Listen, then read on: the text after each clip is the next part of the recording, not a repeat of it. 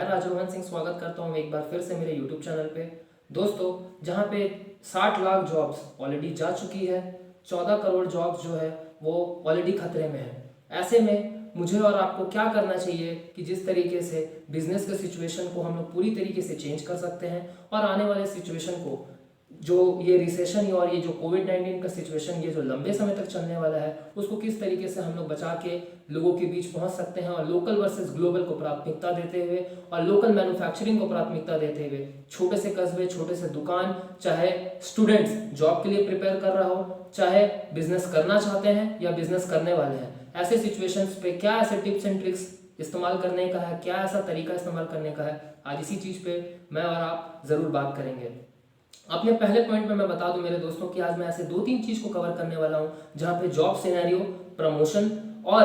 आने वाले समय में किस तरीके से स्टूडेंट्स जो हैं वो जॉब की तरफ जाएंगे और क्या आउटपुट प्रोवाइड करवाएंगे। इन तीनों चीज़ों को आज मैं थोड़े थोड़े पॉइंट से कवर करूंगा। तो सबसे पहला मेरा पॉइंट मेरा दोस्त ये है कि किस तरीके से लोकल टू ग्लोबल एक बिजनेस को लेके जाया जा सकता है। आप जानते होंगे मेरे दोस्तों कि कुछ समय पहले ही न्यूज़ में ये दिखाया गया था कि जो हैंड सैनिटाइजर और जो मास्क कोविड-19 को लेके जो बनाया जा रहा है, आज वो भारत में बहुत तेजी तरक्की से बढ़ाया जा रहा है और जहां चाइना से हम ये सब चीज़ मंगा रहे थे वो पूरी तरीके से हमने बंद कर चुका है और कोशिश यही कर रहे हैं कि मैन्युफैक्चरिंग सेक्टर जो है वो इंडिया में किस तरीके से ज़्यादा लोगों के बीच पहुंचे। तो ऐसे में छोटे से कस्बे, छोटे से दुकान जो कि पूरे ऑफलाइन तरीके से चलाया करते थे, वो किस तरीके से अब ऑनलाइन तरीके से आ सकते हैं, कैसे social marketing, digital marketing, analytics के टूल्स और ब्रांडिंग या एडवर्टाइजमेंट करने का तरीके को चेंज करके भी आगे बढ़ सकते हैं। सबसे पहले पॉइंट में मैं ये बोलूँगा कि जो बिजनेस कर रहे हैं, जो एमएनसी कंपनीज होती है मेरे दोस्तों, वो अपने तरीके तुरंत अपना लेती क्योंकि उनके पास बहुत ज़्यादा फंड होता है। छोटे मोटे दुकान जैसे जूता का दुकान हो गया, जैसे ज्वेलर्स का दुकान हो गया, जैसे कोई रिटेल का दुकान हो गया जो कि बाहर के कस्बे पे लगाते थे, तो ऐसे सिचुएशन पे क्या कर सकते हैं कि अगर आपके पास फंड है तो आप कोशिश कर सकते हैं मेरे दोस्तों की इस समय सोशल मार्केटिंग इन्फ्लुएंस करें। क्योंकि ट्रेडिशनल तरीके से जो मार्केटिंग करने का तरीका था, लोगों के बीच पहुंचने का तरीका था अपने प्रोडक्ट्स को लेके, वो खत्म हो चुका है। आपके ऑलरेडी जो एग्जिस्टिंग कस्टमर है वो तो आपके पास पैंडेमिक सिचुएशन में आपके साथ सामान खरीदने के लिए एक का दुक्का जरूर आ सकते हैं, लेकिन आपको अपनी रीच अगर और बढ़ानी है और फ्रेंचाइजी खोलनी है तो आपको सोशल मार्केटिंग या डिजिटल मार्केटिंग के टूल्स को जरूर अपनाना होगा। और ये सब ऐसा नहीं है मेरे दोस्तों की बहुत ज़्यादा हार्ड है। आप ऐसी बहुत सारी कंपनीज है जिनके पास आप जा सकते हैं, जाके आप उनको अगर बोलेंगे तो वो लोग ज़रूर आपको एप्लीकेशन प्रोवाइड करवाएंगे, बाकायदा आपको वेब पोर्टल प्रोवाइड करवा देंगे, सारे एनालिटिक्स के टूल्स आपको प्रोवाइड करवा के आपके बिजनेस के अनुसार से आपको दे सकते हैं और कस्टमाइज तरीके से आप ये पता लगा सकते हैं कि आने वाले समय में कितने कस्टमर्स हैं, कितने नहीं हैं, और ये सारा काम ऑटोमाइज हो जाएगा। तो पहला चीज़ जो ये हुआ वो था कि डिजिटल तरीके से अपने आप को आगे बढ़ाना। तीसरा चीज मैं जो बोलना चाहूंगा वो ये है कि आप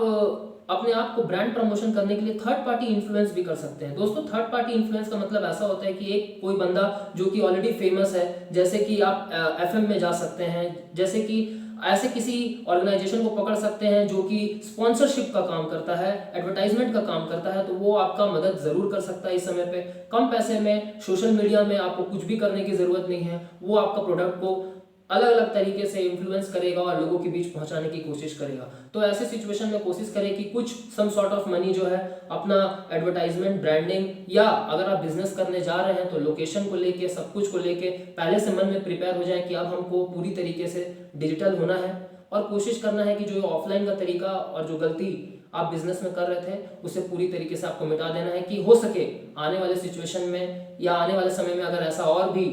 सिचुएशन आता है तो आपके बिजनेस को फर्क ना पड़े। दूसरा चीज, जॉब सिनेरियोस को लेकर जहां बोलूंगा मेरे दोस्तों कि मैंने अपनी कंपनी में, जो मैं कंपनी में काम करता हूं, मुझे भी ये चीज फील हुआ कि जो प्रमोशंस के लिए साल 1.5 साल में अप्लाई करने वाले थे उनकी प्रमोशंस रुक गई है, उनकी प्रमोशंस नहीं हो रही, लोग बहुत परेशान हैं।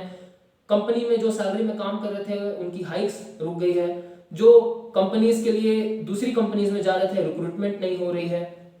कॉल्स नहीं आ रहे हैं, जॉब्स नहीं हो रही है, कंपनी सैलरी बढ़ाना नहीं चाह रही है, कोशिश कर रही है कि कट टू कट वही सैलरी में रखें। तो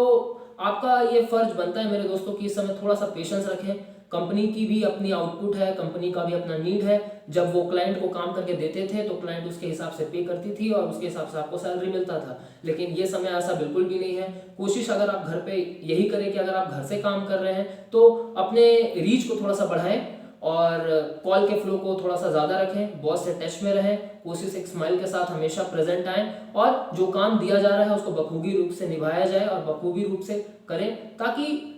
उनको भी पता चले कि ऐसे सिचुएशन पे जब आप उनके साथ रहेंगे तो कोशिश यही रहेगा कि आगे चल के हो सकता है कि वो आपका प्रमोशन कर दें। इस साल नहीं, 2 साल नहीं, लेकिन बहुत जल्दी अगर आपका प्रमोशन होने का होगा तो वो ज़रूर कर देंगे। तो कंपनी ना छोड़े,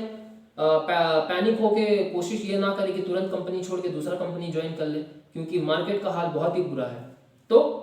एग्जिस्टिंग एम्प्लॉयज के लिए मैं यही बोलूंगा कि वो अभी थोड़ा सा जिस तरीके से काम कर रहे थे उसी तरीके से काम करें और अपनी प्राथमिकता को आगे बढ़ाएं। तीसरा चीज जो मैं स्टूडेंट्स के लिए बोलूंगा मेरे दोस्तों, वो ये है कि आजकल आप देख रहे हैं कि किस तरीके से सारा एजुकेशन जो है, जो पूरी तरीके से क्लासरूम बेस्ड था, पूरी तरीके से ऑनलाइन हो गया है। एडमिशन अपने स्तर पे, चाहे वो मेडिकल का हो, एमबीए का हो, किसी भी पोस्ट ग्रेजुएट डिग्री का हो, वो चल रहा है। एमबीए की अगर आप एक एग्जांपल लेके मैं आपको बताऊं तो फीस जो है वो 11 से 12 लाख एक अच्छे कॉलेज का है। तो अभी इस समय पे आप अगर कॉलेज में एडमिशन करवाने जा रहे हैं या कैट मैट का प्रिपेयर कर रहे हैं या किसी भी एंट्रेंस एग्जाम का प्रिपेयर कर रहे हैं और आपका प्राथमिकता ये है कि आपको आने वाले इस साल में एडमिशन करवाना है, तो बिल्कुल मेरे दोस्तों आपको रिसर्च करने का बहुत ज़्यादा ज़रूरत है। आप पता लगाएं कि कॉलेज पहले प्लेसमेंट जो देती थी उसमें प्लेसमेंट हो भी जाती थी। आप पार्ट टाइम जॉब इस लॉकडाउन के समय पे करें, कुछ कंपनीज को फोन लगा के देखें कि उनकी नीड्स और डिमांड्स क्या है, किस टाइप की सैलरीज वो दे रहे हैं। जो सैलरीज वो दे रहे हैं वो क्या एग्जिस्टिंग पहले आपके एक्सपीरियंस के बदौलत ही दे रहे हैं कि कुछ हाइक वो प्रोवाइड करवा रहे हैं, यदि आप अगर एक्सपीरियंस कैंडिडेट हैं तो। अगर आप एक्सपीरियंस कैंडिडेट नहीं है तो कोशिश करें ज़्यादा से ज़्यादा कंसल्टेंसी में बात करने की, ज़्यादा से ज़्यादा पॉइंट्स निकाल के देखें कि किस तरीके का मार्केट रिसर्च और किस तरीके का अभी जो पैंडेमिक सिचुएशन है वो मार्केट में चल रहा है, ताकि आप जब कॉलेज में जाएं तो आप कॉलेज को ये बता सकते हैं कि आने वाले समय में उनकी भी गारंटी रहेगी कि अगर वो आपसे 2 साल या 3 साल का जो पैसा ले रहा है उसके हिसाब से वो आपको जॉब प्रोवाइड करवा सके। क्योंकि दोस्तों ऐसा होता है कि कॉलेज तो अपना एजुकेशन जो है वो ऑनलाइन सेक्टर पर दे देगा, आपको 2 साल किसी भी तरीके से ऑनलाइन करवा देगा, लेकिन जब जॉब लगाने का समय होगा या जॉब की बारी होगी उस पर आपको अपना टैलेंट दिखाना होगा, क्योंकि कॉलेज अपना 50% पूरी तरीके से देता है। तो आपका भी ये फर्ज बनता है कि जो कंपनी आ रही है उसके नीड्स, डिमांड्स, उसके एस्पिरेशंस, उसके तौर तरीके को आप बहुत अच्छी तरीके से समझ पा रहे हैं कि नहीं, क्योंकि आप फ्रेशर हैं। अगर आप एक्सपीरियंस हैं तो कोशिश यही करें कि सैलरी जो वो दे रहे हैं वो कितना दे रहे हैं, क्यों दे रहे हैं, कितना समय में वो बढ़ाएंगे और नहीं बढ़ाएंगे तो कब बढ़ाएंगे, वो सारा कुछ का डिटेल्स आप एक पॉइंट पे नोट करें और उसी हिसाब से मार्केट को एनालाइज करते हुए अपने आप को चैनलाइज करें। तो ये 2-3-4 चीजें ऐसी हैं मेरे दोस्तों जो कि इस समय पे काम आ सकता है। चौथा चीज जो मैंने इस अपने पॉइंट्स पे इंक्लूड किया हुआ है इन्वेस्टिंग को लेके।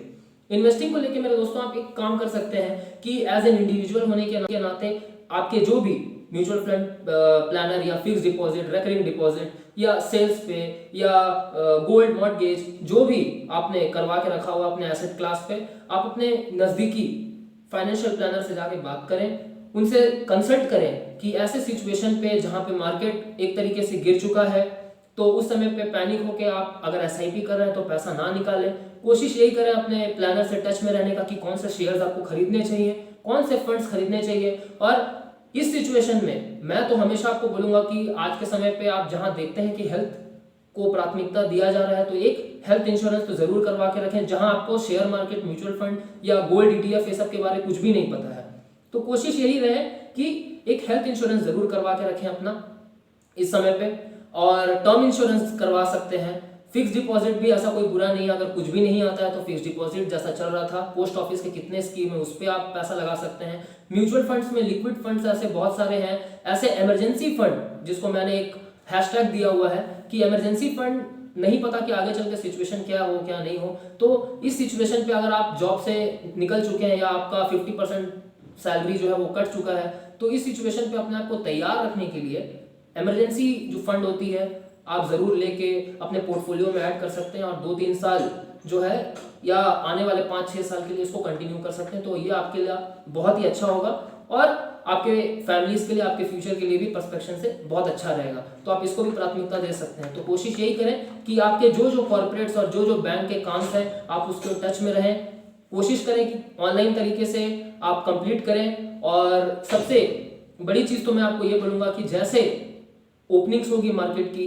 फ्रॉड्स, हैकर्स और ये सारे तरीके जो हैं वो बढ़ने लगेंगे। किसी भी तरीके से अपना ओटीपी, अपना पिन, अपना मोबाइल नंबर, किसी भी तरीके का स्कैम जो होता है मेरे दोस्तों वो कॉलिंग पे बहुत ज़्यादा होता है। तो कोशिश करें कि मार्केट में अगर आप अपने आप को थोड़ा सा सोशलाइज कर रहे हैं तो अपने इन सब चीज़ों को पब्लिक वाईफाई, पब्लिक हॉटस्पॉट्स पे शॉपिंग ना करें। कोशिश करें कि इन सब चीज़ों से हट के अपने प्राइवेटाइजेशन को थोड़ा सा प्राथमिकता दें और जिस तरीके से आप कॉर्पोरेट सेक्टर पे जो काम करते आए हुए नॉर्मल जिंदगी में वही चीज़ करें। तो होप करता हूं कि ये सारे सिचुएशन को आप चैनलाइज कर लिए होंगे और पॉइंट्स बना के लिख लिए होंगे ताकि आपके जीवन में खुशहाली और मंगल में हमेशा बने रहे और पैसे को लेके कभी भी संकोच ना रहे, चाहे कितना भी कोविड-19 का सिचुएशन कारगर क्यों ना हो। तो होप करता हूं दोस्तों ये वीडियो आप फ्रूटफुल लगा होगा, तो जरूर शेयर करें, कोशिश करें, सतर्क रहें, अच्छे से रहें। तब तक के लिए धन्यवाद।